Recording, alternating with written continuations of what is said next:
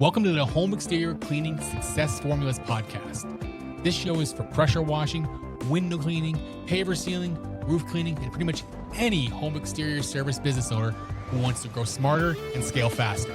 I'm David Kunstek with Clean Marketing, where we help home service companies generate more leads, book more jobs, and build predictable growth systems using Facebook ads, Google ads, high converting websites, and search engine optimization. In each episode, we break down what's actually working in marketing, sales, and operations so you can build a stronger and more profitable business. Let's get into it. What's up, everyone? Dave Kunstek here, and I am here with Conor Zimmerman. He is our operations manager here at Clean Marketing. And if you've ever worked with this, I'm sure you've dealt with him at some point.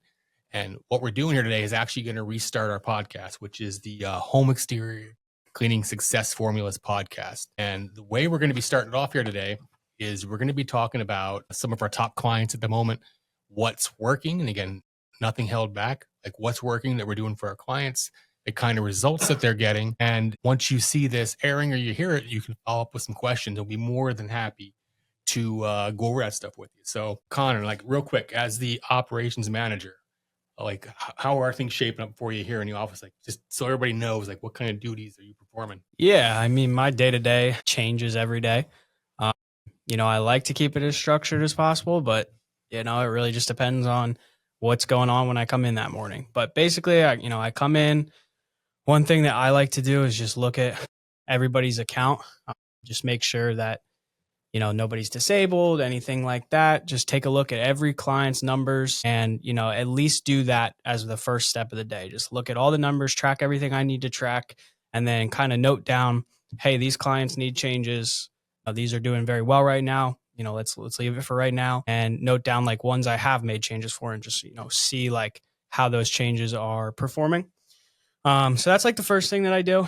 Then from there, I clear out all the messages. Which are basically the fires. Not necessarily fires, but just look at the messages. If there's people that I need to consult with David and the team, I'll just wait to respond until we consult.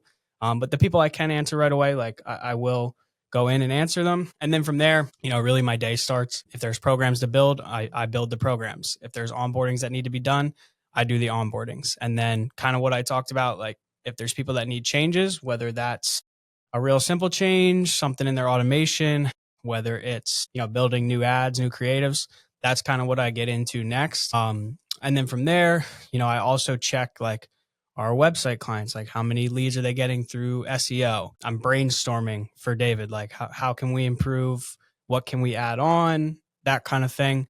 And then from there, it does get crazy. Like every day, we're going to have people reaching out in some way. There's people that, you're not expecting to have to do things for them, but they're reaching out. So I have to kind of build that into my day as well. And it's not necessarily a bad thing that he's talking about. It just things come up with clients, generally at any given moment, we have somewhere between say 70 and 120 clients that are going on.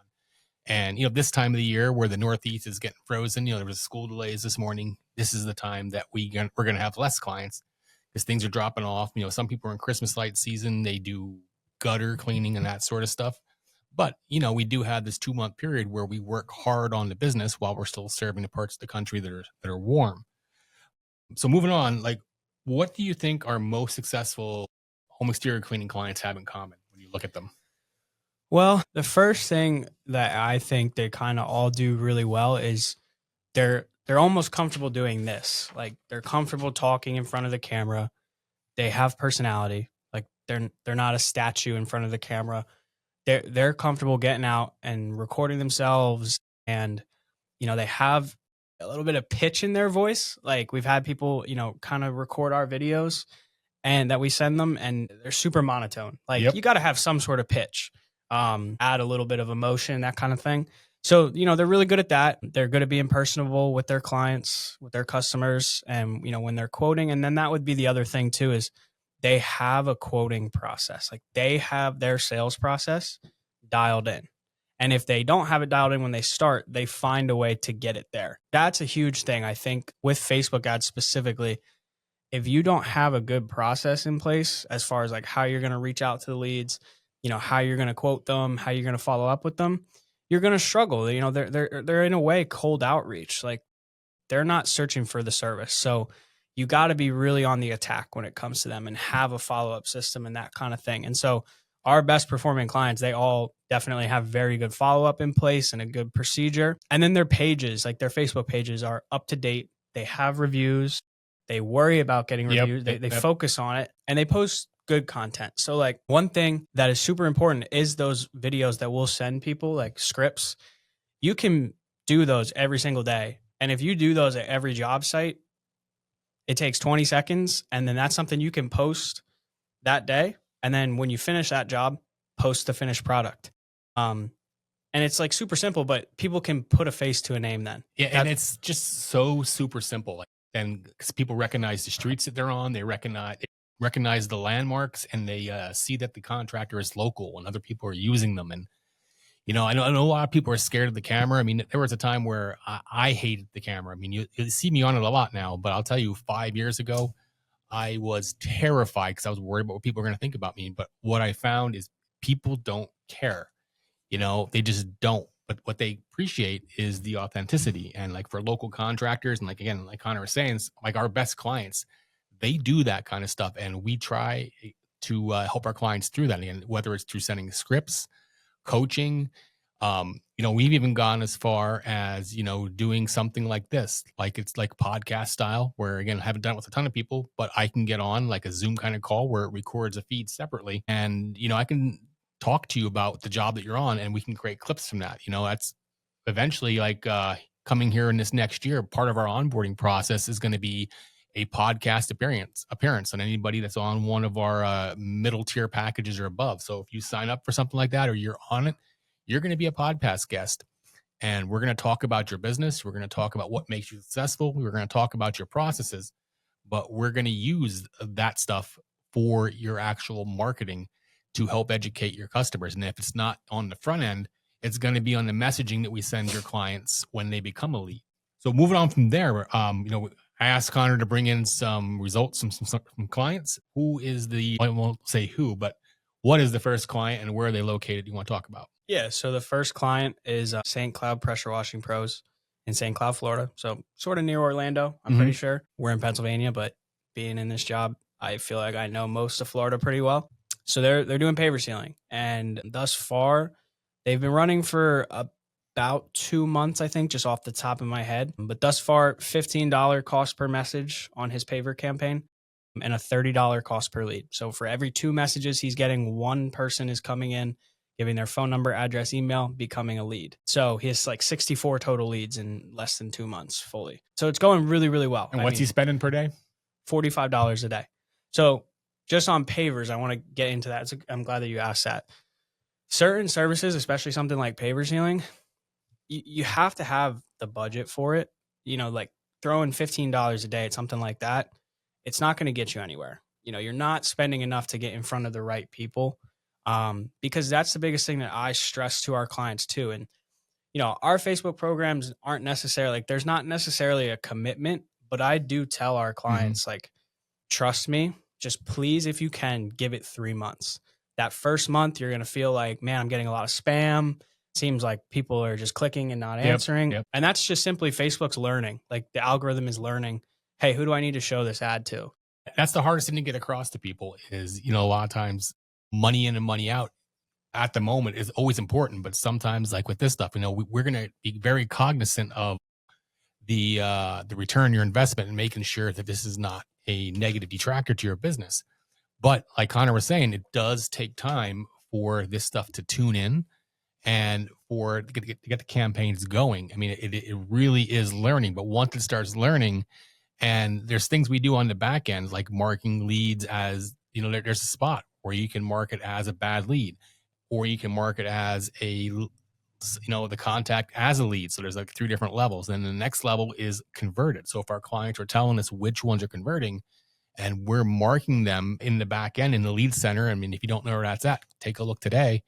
But when you're marking that stuff off, that is teaching the Facebook algorithm of who you want to get in front of. And then when we're physically telling Facebook which clients or which customers of our clients are sold and which ones were legitimate quotes that were done and which ones were garbage, it learns how to filter those people out. And it like I say, it just is a little bit of a process that takes time. And, and aside from that, it seems like static images have come back. I mean, there was a period I see people in the groups that are saying like, hey, before and afters don't work. And there was a little truth to that for a while, but it feels like they've kind of come back because there's a lot more people doing video now. And what that means is now there's more inventory on Facebook for images, which means we get more views cheaper. So it just seemed to work better. And honestly, I hate to say this, but the uglier the better sometimes. I mean, you get some nice ones, but it doesn't have to be this highly edited picture that's going to get results. You just need a little bit of a mix in there with with what you're doing. So typically, just correct me if I'm wrong. I know we usually like to do a before and after. We do demos, we do personal style ads, and and branding ads. And again, we mix some other stuff in there. Was there anything I missed there?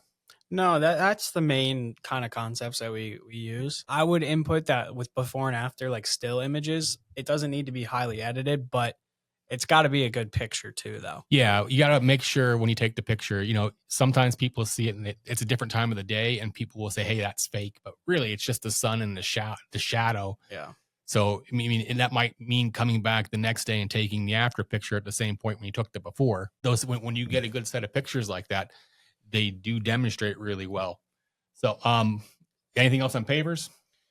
Yeah, I would say with pavers, it's just, there is a little bit of patience. You got to have a little patience, but just understanding too, especially in Florida. I mean, it's a really competitive service. So when you get the leads, get on top of them as quick as you can, and be prepared to be in a quote battle. And don't be shy about, hey, I can do this, I can do X, Y, and Z. Maybe I'll cut you a little discount here to close a deal, because this is something too that people don't think about.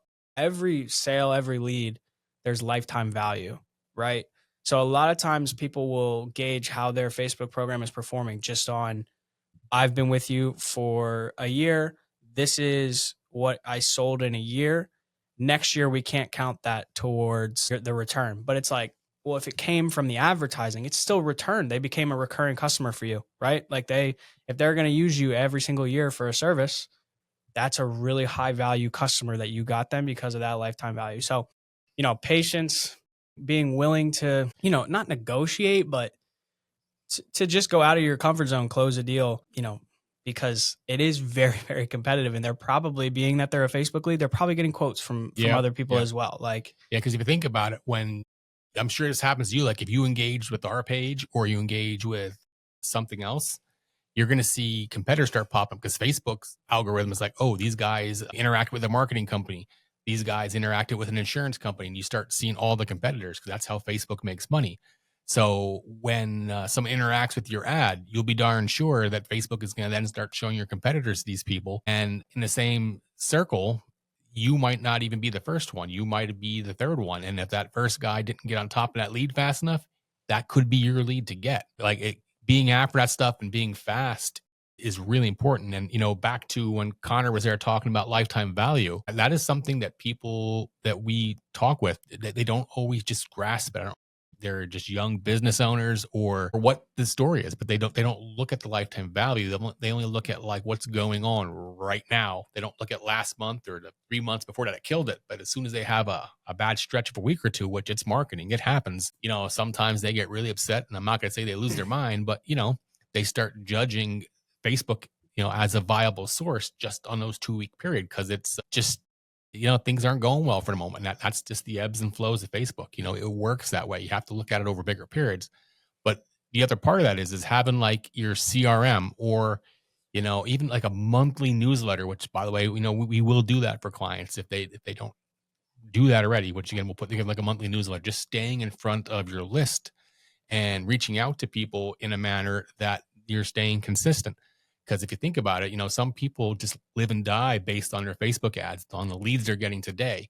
And they don't go back after the cheapest customers, which are your past customers. And then if you think about it, that's actually how you build a business. You don't build a business based on increasing your volume from what it is this month to next month and bigger even in the following month. You're building a business because you got your book of business to go back on, and now you're building on top of it. And that's just the part that people miss. again, from our perspective on this side of things. So we're here at about halftime. We're going to take a quick break so you know how we help business owners just like you. Here at Clean Marketing, we specialize in helping home exterior cleaning companies. That is our core focus. So pressure washing, window cleaning, roof washing, paver sealing, and more. We build marketing systems that actually produce consistent leads and book jobs. We do that through Facebook ads, Google ads, search engine optimization, and high converting websites, which are all tied together with proper tracking and follow-up, so you're not just getting leads, you're getting customers. If you're tired of guessing with your marketing and want a predictable growth engine for your business, head over to cleanmarketing.net and book a strategy call with me personally. That's cleanmarketing.net. Now let's get back into the episode. Now, let's go on to the next client. Who do you got? Yeah, so the next one, Central Virginia Power Washing, longtime client. He's been with us for I'll just say his name. It's Nick Fleming. Yeah, we did a podcast with him, man. This guy kills it. Yeah, I want to say he's been with us for, as long as I've been here, which is since 2021. So, he does fantastic. His program is one of the most consistent you will find of our clients. Mainly does, all pressure washing, but here's one thing I wanted to touch on. We'll get a lot of people that ask us, well, can I run ads for just pressure washing? Like, that's all they want it, the headline to be pressure washing. And like, sure, you can do that. But the best way to go about it is one vertical at a time. So one service that's kind of like a lead in, because what it does is it just helps the algorithm, again, like know who to show the ad to a little bit easier and quicker. So he does a house washing campaign. Now, right now, he's also running Christmas lights also. So his cost per message for the year, $16 cost per message. So that's across the year. That's not just like last month or anything like that. And I didn't mean to interrupt you, but man, but with him, he runs an aggressive offer. And I know it's an offer that a lot of people balk at. But what happens is he's just become a master of using that as leverage to get in front of somebody.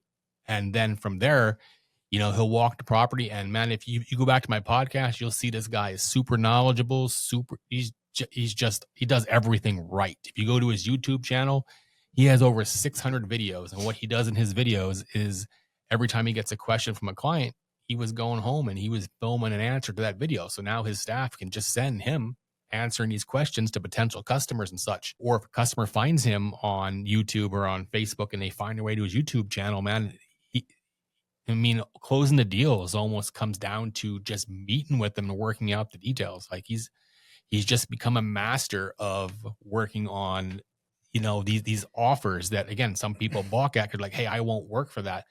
But the truth of the matter is he does now and again, but he doesn't. It's the foot in the door. It's to attract that attention. Mm-hmm. Yeah, he's mastered the bundle offer. And so, we like he kind of said, we did an interview with him, and he talked about how he presents every potential customer with good, better, best. Like, here are 3 package options. The higher package you choose, the more of a discount you're gonna get. And what it did for him is it raised his average ticket, and like you said, He is running a really aggressive offer. He's running the exact offer we would suggest for any client across the country. It doesn't matter if they're in their first year of business or 15th. This is what we would suggest on Facebook. It's proven, it works. Now, some areas can get away with some other offers. Like with him, for example, we actually did test some new offers this year, and we found very early on that one is just the most consistent for him. Like that, it just performs the best. So yeah, the good, better, best kind of strategy of bundling is something I started suggesting to anyone that has questions on, how to make sales and how do you raise your average ticket. That's how you're going to do it. That is just bottom line, a great way to kind of boost that average ticket and make Facebook more feasible and close more, truthfully. Yep. All right. So, and we're trying to keep these down under 30 minutes. We're about 20 minutes deep. So we'll do one more client. And who do you got? Yep. So this one is Capital Pro Janitorial. So they are in Albany, New York. So it's actually getting pretty late in the season here, but he started in late July with us. So he even missed like the busy season. Yeah. He did. He missed the prime months. And the prime months are March and April. Yeah, March, April. Well, in the Northeast here. Where we are, Pennsylvania, New York, like the Northeast, May is pretty busy as well, and June. But like the prime months across the country, it's going to be March through May. But yeah, so he started doing a house wash. He had a $17 cost per message on that, same offer as the guy in Virginia, and a $30 cost per lead. So again, same kind of concept as everybody. Like for every 2 messages they're getting, one's turning into a lead. And so that's where cost per message is important. Yep. It's not the be all end all, but if you can get that conversion, then the lower you can get that cost per message, the better your ads are going to perform, the more leads you're going to get. Yeah. And the other side of that is you don't always want the cheap leads, because a lot of times if you're getting a high volume, you're getting, just to say it, you're going to get a lot of bullshit. You're going to get people to talk to that are just tire kicking. And, in the end, you do want to look at your ROI. And again, that's not something we can always calculate for our clients, because we don't know what they're selling things for, and we don't know their expenses, where, that's probably the top 2 questions I get when I do sales calls is, what's the ROI? And a lot of the times I can say, I don't know, because sometimes it's just an act of God to get clients to tell us what sold and what they sold it for. And it's, it's an administrative thing. And I get it. Like for companies that are, say, under $500,000 a year and they don't have a full in-house support staff to track that stuff, that, they don't always have that numbers. But what I can tell you is, we keep a beat on, the quality of the leads that are coming in. But to that side, like even if you're, say you have a higher service thing like paver sealing, if you're getting leads, even let's just say in the high end, your leads are $60, $70 and you're closing every other one, and your average ticket is $1,500. I mean, do the math. Would you be upset paying $150 or $160 for a lead that 10Xs to $1,500? So you just got to look at things that way too, as far as the value of them. So, and even if you don't have a big budget, that when you are getting the ROI, even at a lower volume, those more expensive leads are worth it. Yeah. Yeah. And to kind of piggyback off what you said about, you kind of talked about how, like lifetime value, not every lead is going to close. In fact, more probably won't than they will. But the other thing that happens is while you're running, if you're not so focused on your return in the immediate, if you're kind of looking at it like big picture wise, a lot of times people will circle back. I see it in people's inbox all the time where people circle back. They came in on the ad 3 months ago, never move forward. And then they circle back and they're like, you know what? I would like another quote or whatever. So like, that's something to remember too. But yeah, and then now he's doing Christmas lights and permanent lighting installs. His Christmas lights, $16 cost per message, $28 cost per lead. Permanent lights, $13 cost per message and $27 cost per lead. So he's doing really well. Really looking forward to next season with him, where he can take advantage of the busy season too. That's the biggest thing with him. Is he didn't even get it. I would be willing to guess that, his house washing campaign, I mean, he was getting a $30 cost per lead in August and September. March, April, May, wouldn't be surprised if that's like $20. Yeah. And that's just the way it works with everybody too. So generally, like if you're in the Northeast, people like sometimes don't want to start until it's prime season. But I'll be honest, that's like too late. You're going to miss the people who've had it on their mind all winter. So generally, when we recommend when to restart your ads, even here in the Northeast, even if you can't service them yet, because we like to restart them between the 2nd and 3rd week of February, to go into March and April bookings. And again, like I said, the reason for that is there's people who are thinking about it now that will book you a month out. Or, sometimes they just, our clients say that they'll get people that will say, call us on the next warm day when you can actually do this, when it happens. And again, in the Northeast, sometimes here you don't know when that's coming, but you're going to have the people to reach out to, or you can go do that, you're going to get paid. So that's when we like to get things out, because those initial people, it's just the people that are ready, and they're not necessarily the price shoppers, because they're just ready. They want it done. If that makes sense. Yeah. But anyway, we talked about a lot of things here today. And in case you didn't know, there are some other services that we actually do run ads for that, again, they kind of correlate with what we do. We don't always search them out, but some other things that we've done ads for are things like carpet cleaning. We had a number of those, epoxy floors. So there's a short season for it, but gutter cleaning, again, it just depends on where you're at. Window cleaning. Window cleaning. Actually, window cleaning is one of my favorites, because that performs almost everywhere in the country every time we run it. We have a really good strategy behind that.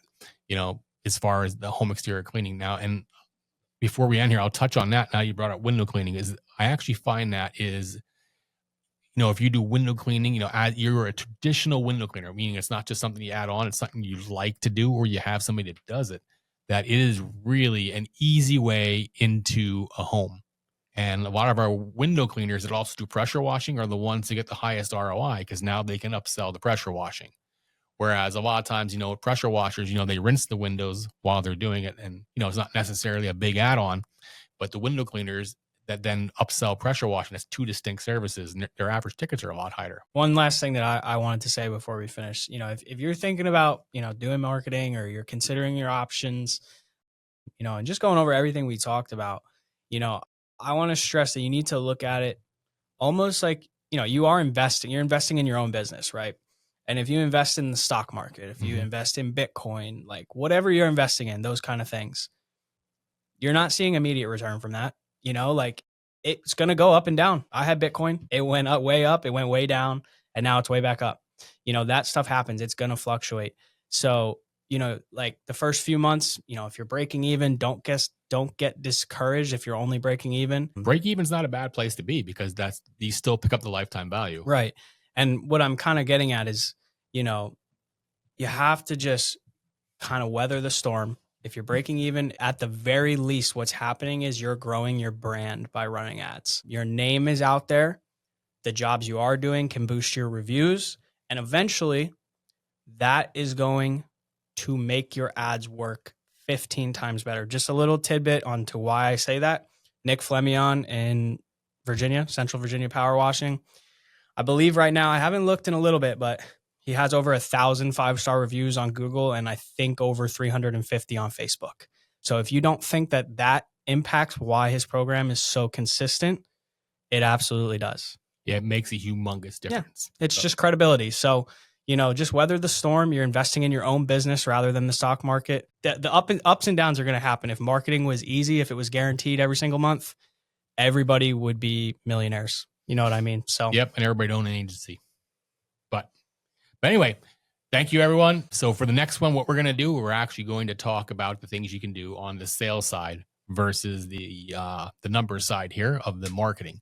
So again, we're going to go into specifically what the clients do as far as, their follow-up, the systems they use, and even above and beyond that, we'll end up having some clients on here to talk about how they do things. All right, so thanks for listening, guys.